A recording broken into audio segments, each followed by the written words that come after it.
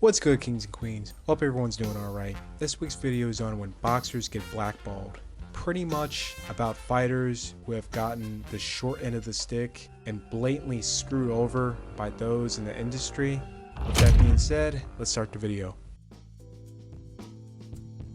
This is probably one of the most recent cases I've seen. Ismael Barroso, very late bloomer. He did start his career at 22 years of age in 2005. However, he fought once in 2005. His next fight 3 years later in 08. One fight in 09. One fight in 2010, and I will say officially his career began in 2011 when he was fighting much more consistently year to year. He will earn contender status traveling to Kevin Mitchell's backyard and stopping him in the 5th round. He will lose to WBA champ Anthony Crolla in a close first half but gets stopped by a body shot in the 7th round. After a win on the road, Ismael would win a IBF and WBO regional title bout against Isa Chaniev in Latvia, both guys tasting the canvas in round 3. Barroso would get a point deducted and an 8 count in the 10th round. He will lose by unanimous decision. However, the events in the 10th round would have rounded that down to a majority or split decision loss. His next fight, he will score the early knockdown, however slow down in the second half and get stopped in the 9th round. Barroso will go all out this time around after falling just short twice back to back. As he's now approaching 40, he'll pick up a win in his comeback fight in 2018.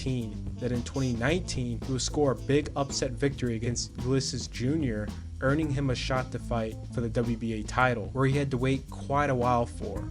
He was 36 years old when he beat Ulysses Jr. By the time he was called up for a title fight, Ismael was 40 years old.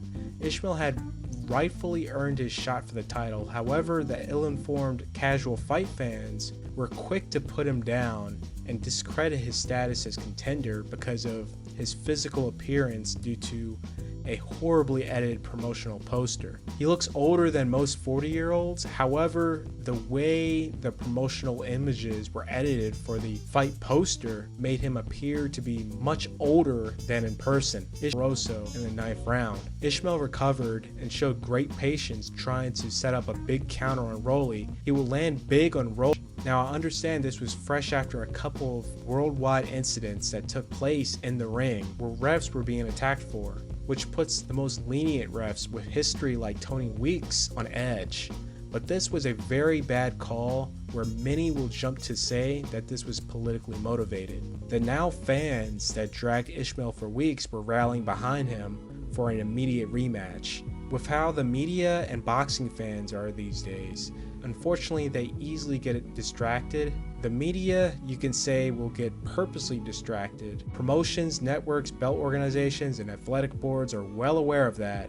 Wait a couple weeks or a month and people will forget and move on to the next thing. And in this case, the WBA won't actually address and fix the issue and move on to do the same thing. Instead of doing the right thing of granting Ismael an immediate rematch, which they would have with any A-side name in the sport, Ismael was put forward to face a young contender, O'Hara Davies. Ismael stops Davies in the 1st round. Well, certainly Ismael earned a crack at the title, right? Nope. Another case of the wrong guy won. So what does the WBA do? They throw Ismael in another bogus title elimination fight, this time against a primed and ready, hungry contender, Andy Hiraoka, who is on a 9-fight knockout streak. Ismael really looked his age against Andy. However, Ismael landed his best shot on Andy, but his chin would hold up and Andy would stop Ismael in the 9th round, sending Ismael to boxing's no man's land. At this point in his career, it's highly unlikely he can get back up in the ranks and earn a title shot. It's sad how this organization squeezed him out of this level of the sport. When Sonny Liston came on the scene, he was the most ferocious, devastating fighter at heavyweight. He was a clear #1 contender to face the heavyweight champion, Floyd Patterson. However, this was a period of time when you can truly control the media and create an artificial demand for one opponent over the other. But Liston was just too big. Now here's a guy who came into the gym and would hit the speed bag so hard that it would come off its hinges. one thing that allowed Patterson's trainer and manager Cus D'Amato to avoid a match taking place was to use Liston's past history of his mob and criminal ties against him, harping that a man of Liston's background should never fight for the heavyweight title. Since the civil rights movement was starting to take flight, Liston, if he were to become the heavyweight champion, would have been seen problematic by outside organizations. Well, I've fought all the top contenders, and I've fought my way up to the #1 spot. So what do a man have to do to earn a shot at the title? The NAACP absolutely hated the image of Sonny Liston, even worse if he were to become the heavyweight champion. Patterson had that perfect role model image, that perfect image of excellence. Liston did not, and the NAACP begged Patterson to not take the fight, which really would have changed the trajectory of boxing history as we know it.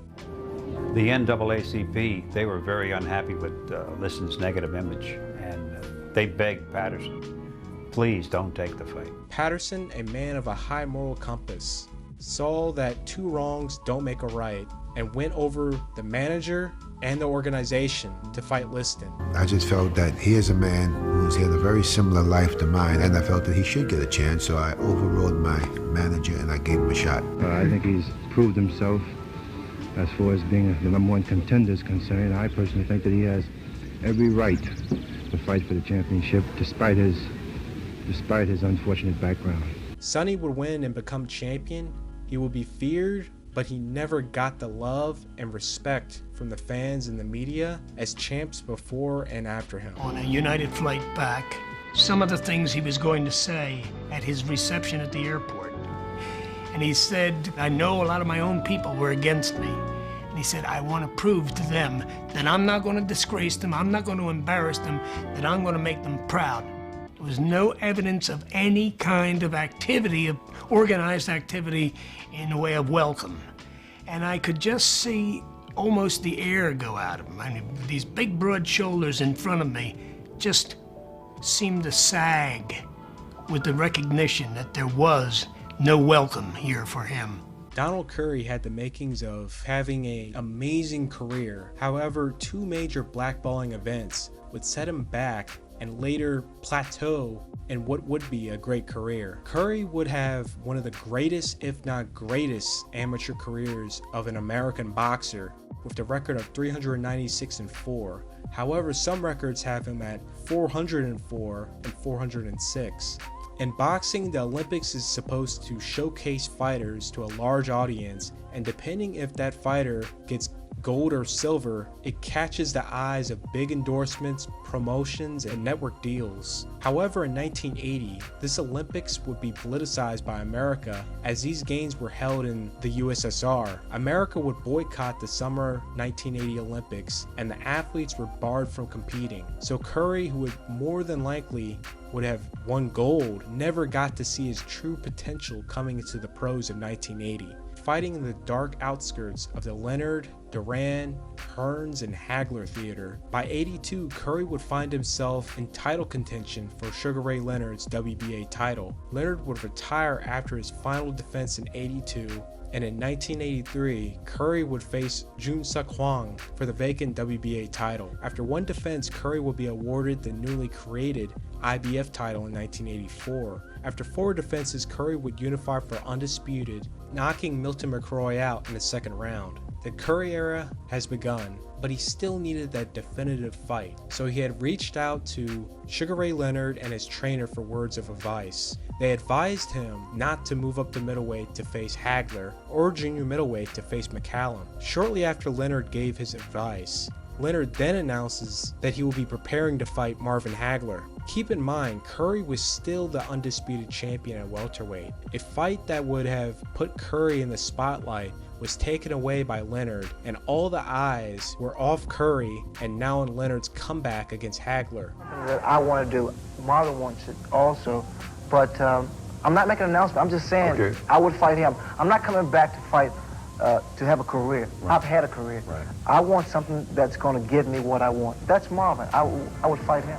Curry will lose his next fight in an upset of the year against Lloyd Honeyghan. Leonard months later would defeat Hagler. Curry, seeing that could have been him beating Hagler, filed a lawsuit against Leonard for the loss of opportunity going up to middleweight to face Hagler. While his lawsuit was taking place, Curry would go on to face junior middleweight champion Mike McCallum. Curry wanted Leonard removed from the commentary team for this fight because of their pending lawsuit. However, Leonard remained on. After a competitive 4 rounds, Mike would catch Curry with a devastating shot, knocking him out cold, where Barry Tompkins stated upon the knockout to Leonard, "You settled your case here." Curry would be able to reclaim a title, however he was never to reach that level of stardom. Despite having a great career and quite a bit of shortcomings, he wasn't inducted in the Hall of Fame until 2019.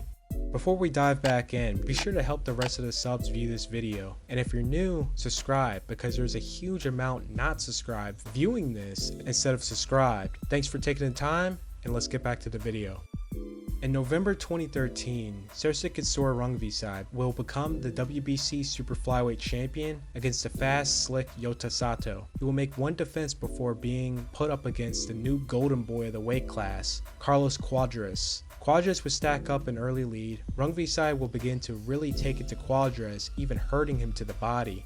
ล่างก่อนล่างก่อนล่างก่อนสวมบทโอ้ยมีปัญหาเห็นชัดเจนครับได้เฮครับโดนไม่โดนครับแม่เอาเลยครับทีมงานนั้น Just before things were going to get great in the second half, Cuadras will get cut pretty bad by a headbutt. The fight will go to the scorecards in the 8th, and Cuadras will win by unanimous decision.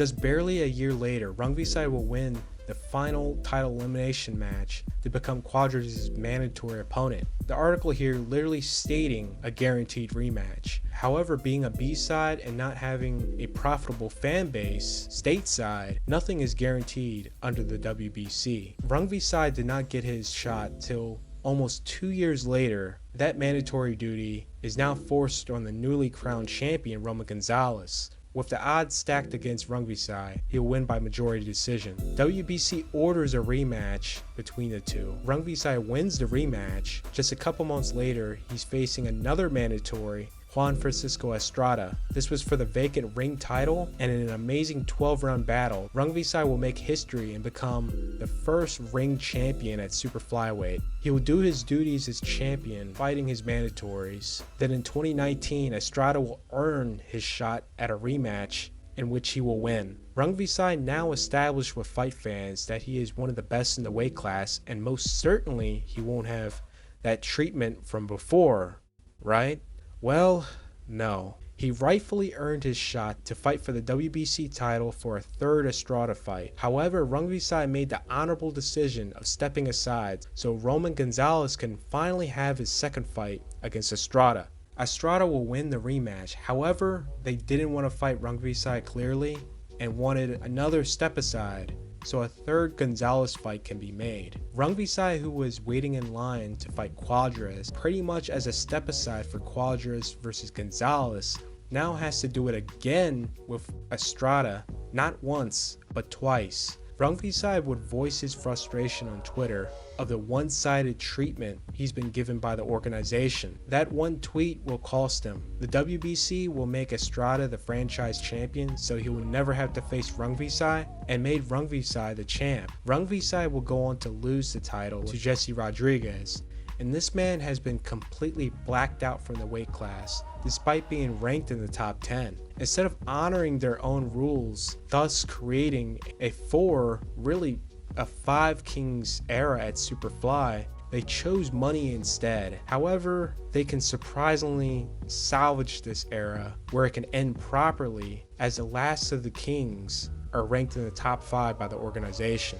When I think of the super middleweight division in the 90s, I think of the 3 kings: Nigel Benn, Steve Collins, and Chris Eubank. They brought excitement. They brought sights that onlookers from the outside have not seen, where you had promotions wanting to get in, have some events over there thinking they can do better. With the credentials of all 3 of these greats, what the hell did they do not to get in the Hall of Fame? I don't know what these guys did, but that is wild.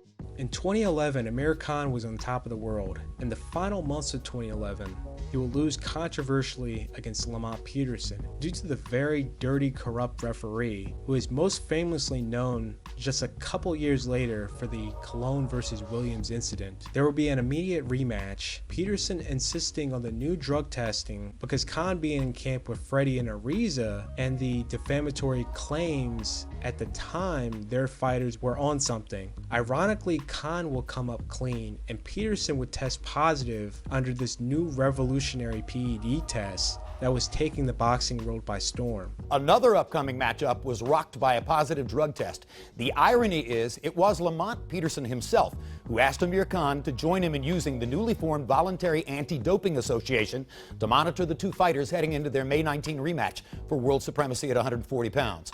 Monday it came to light that a random test of both fighters conducted March 19 in Los Angeles produced a Peterson positive test for, quote, the administration of an anabolic substance such as testosterone. The Peterson rematch will be canceled. Khan will be reinstated as WBA champ. However, the IBF kept Peterson as a champ. Khan will face newly crowned WBC champ Danny Garcia. Garcia will win, and it just seemed like after that, he was blocked out entirely from facing anyone that would have pushed him for bigger fights within the Heyman stable. Despite a big win against Collazo and Alexander to put him in at #1 in the WBC rankings in 2014, Khan will be #1 in the ranks all the way up to January 2016.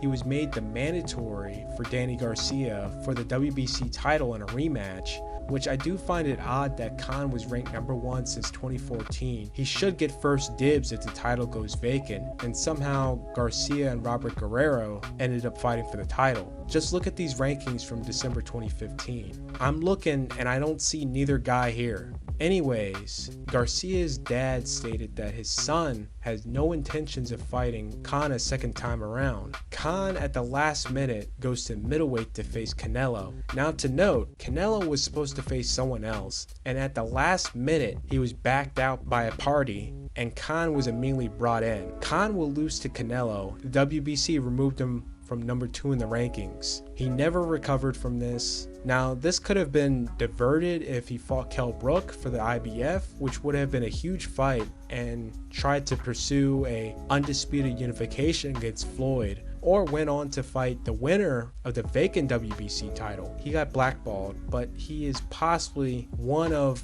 2 on this list that had a legitimate option to avoid being blackballed. The heavyweight division for a century was ruled by America. If you wanted to make a name for yourself, you had to go to America. The fighters that would come here would be gatekept and put down by the media. You had 2 prominent Olympic prospects coming up through the ranks, Riddick Bowe and Lennox Lewis. Riddick Bowe goes on to face former contender Tyrell Briggs. You got to look at Riddick Bowe as the man on his way up. He's a skyrocket. Bowe would stop Briggs in the 8th round, with the scorecards being rather close coming in, with Briggs only down by 1 point. Bowe would face no pushbacks. This is a great performance from the young developing future star against a veteran heavyweight contender. A tough fight. 2 tough men. I think Dan gave everything they have, and in the end, Riddick Bowe had too much. The double standard treatment will come out so blatant.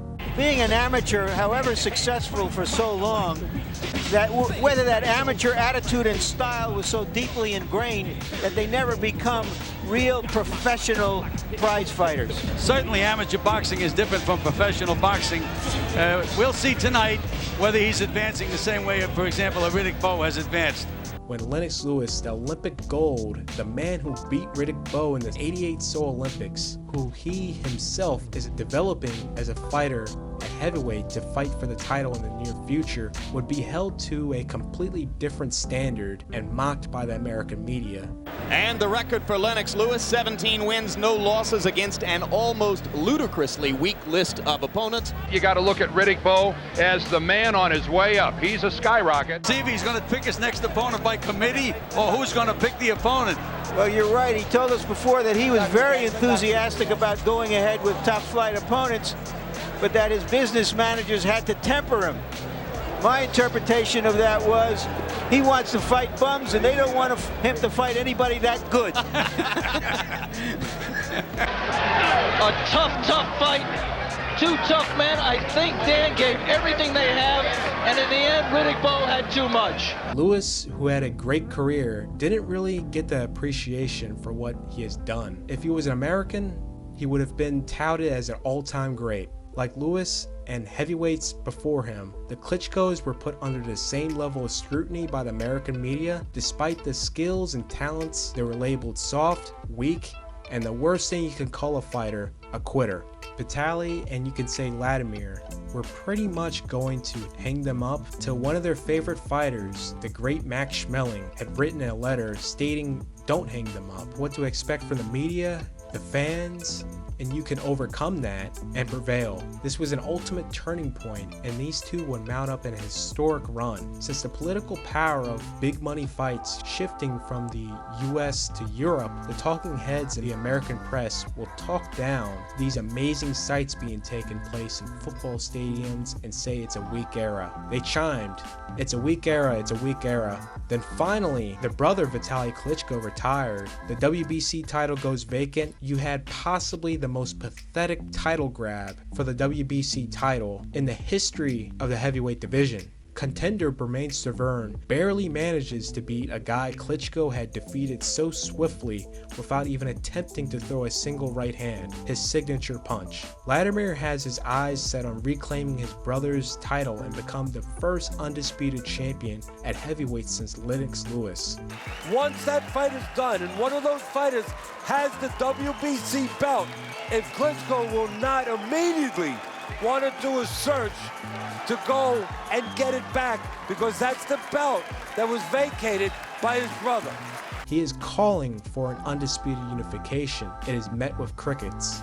Stiverne will face Deontay Wilder. However, Bryant Jennings had beaten Mike Perez in the WBC title final elimination match, making him the heir to fight for the WBC title. However, that doesn't happen. Wilder will scrape by and beat Stiverne by unanimous decision. Klitschko demanding an undisputed unification, as he will go on to face WBC number 3 ranked Bryant Jennings. Jennings, upon the announcement, was swiftly removed from the WBC rankings leading up to this fight. Klitschko will defeat Jennings and continue to demand an undisputed unification.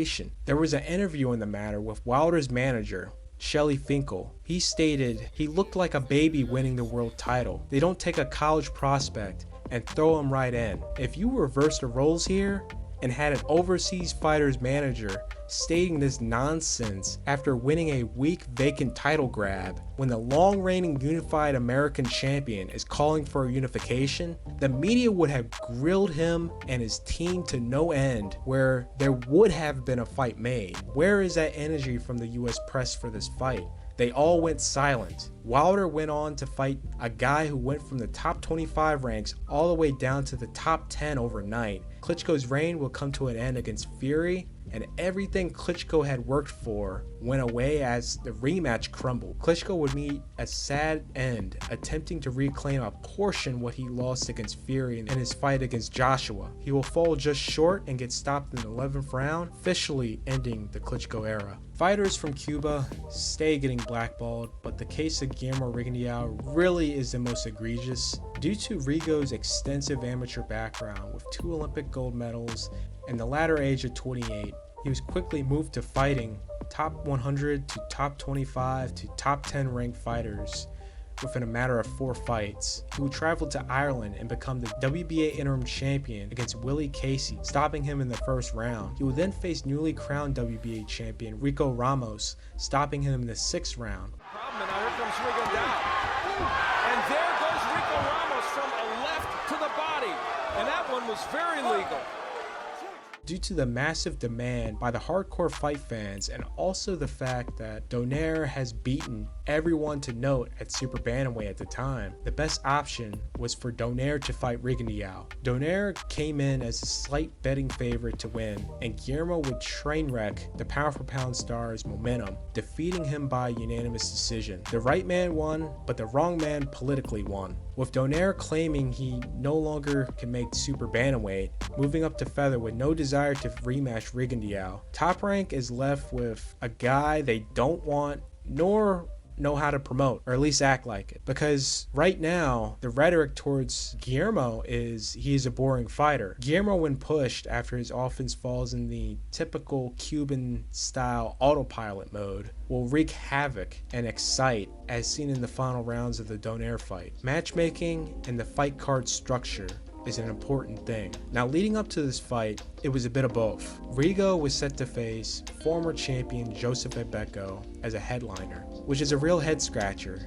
You have Joseph Ebeko from Ghana, who his biggest fights against Mares were on the West Coast. Your headliner, Rigondeaux, a Cuban fighter, headlining at the Boardwalk in New Jersey, when it would have been a suitable sell if he had the champion fight at the Hard Rock in Miami. Who's buying tickets to this fight? Absolutely no one. The tickets that were sold that packed the house was for the undercard, with New Jersey local star Glenn Tapia against James Kirkland and Matthew Macklin versus Lamar Russ. Tapia versus Kirkland, a guaranteed hit, but this card is attracting local Tapia supporters, which it clearly showed on the broadcast, and a small percentage of Irish Americans, and even smaller percentage of hardcore fans who came to see the card entirely. The structure of this card would have worked if you had Glenn Tapia and Kirkland as the main and Rigo Ebeko as a co-main. However, this was made to fail. My opinion, I highly doubt it was due to negligence. This was purposeful.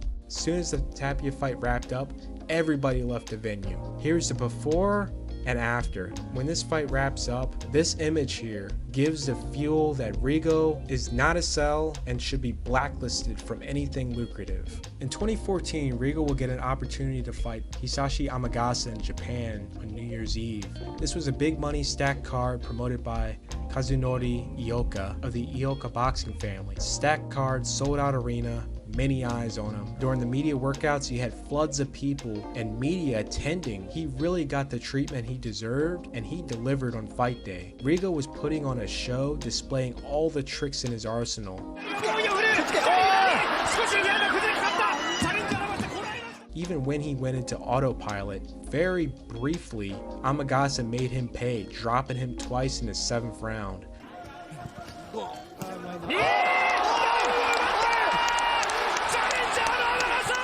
This awakened a monster, and we will see some of the best display of offense and defensive work in the pocket by Rigo in his entire career. Rigo would not let off, then to end up breaking Amagasa's jaw and forcing him to retire from the fight. In the world of most overseas fights, before streaming of third-party services, this fight would have brought light to his career. However, not many knew of this fight. Guillermo had a rare option. I don't know what crazy people convinced him elsewise. Find a way to get out of Top Rank, sign with Kazunori Ioka, fight Shingo Wake, who is a sell and ranked in the top 5 by the WBA, then later a unification fight if their star contender Yoshinori Oguni gets past IBF champion Jonathan Guzman, in which Oguni defeated Guzman.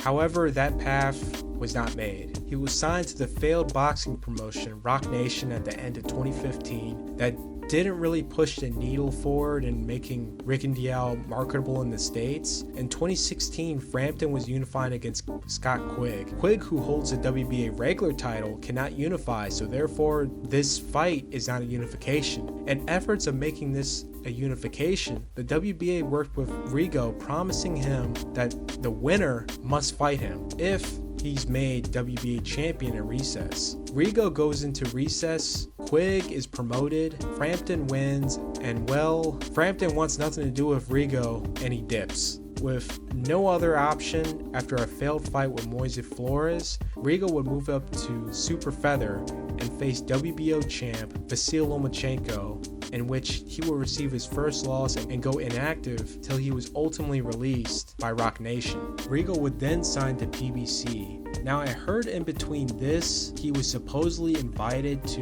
the bantamweight tournament, which would have certainly given him a new light. However, he couldn't make the weight on time. Rigo would attempt to be entertaining in his fight with Ceja, fighting unusually out of character, resulting in him to get hit with shots he should have never gotten hit with. Very awkward fight compared to his performance against Amagasa, despite getting the 8th round TKO. Rigo would finally be able to come down to bantamweight, and he will be up against John Ray Casimiro. Stylistically, this should be an entertaining fight. However, it was the complete opposite, as one of the worst championship fights of this weight class's history. This was a very strange fight. This will make punch stat history as the lowest amount of punches landed in a 12-round fight, with a combined by both fighters 100 punches landing. Despite the scorecards being very close, I doubt the powers to be would want him to win after that show, as this was supposed to set up a Donaire or Inoue fight. This fight would cement the blacklist status. I don't think Rigo is signed to anyone at this point. He takes whatever opportunity that comes his way. Out of everyone on this list, he may have the best chance of a good ending, as he's on a 2-fight win streak, and one of those wins was against an undefeated prospect, Charlie Clemente, knocking him out in the 7th round. And on top of that, this is when boxers get blackballed. For another installment, be sure to like, share, and if you're new, subscribe to the Patreon for Patreon-backed projects and early access. This being on the tale of Floyd Mayweather versus Ricky Hatton. I'm Wolfus Hancho, and I'm out.